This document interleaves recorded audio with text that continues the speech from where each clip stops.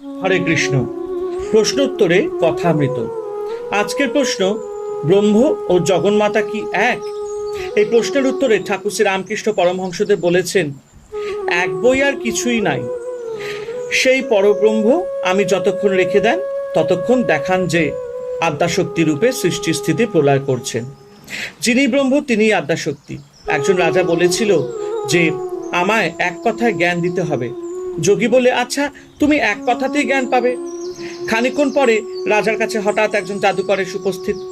রাজা দেখলেও সে এসে কেবল দুটো আঙুল ঘোরাচ্ছে আর বলছে, রাজা এই দেখো, এই দেখো। রাজা অবাক হয়ে দেখছে। খানিকক্ষণ পরে দেখে দুটো আঙুল একটা আঙুল হয়ে গেছে। জাদুকর একটা আঙুল ঘোরাতে ঘোরাতে বলছে, রাজা এই দেখো, রাজা এই দেখো। অর্থাৎ ব্রহ্ম আর আদ্যাশক্তি প্রথম দুটা বোধ হয়, কিন্তু ব্রহ্মজ্ঞান হলে আর দুটা থাকে না। অভেদ এক, যে একের দুই নাই, অদ্বৈততম। হরে কৃষ্ণ। জয় ঠাকুর শ্রী রামকৃষ্ণ পরমহংসদেবের জয়।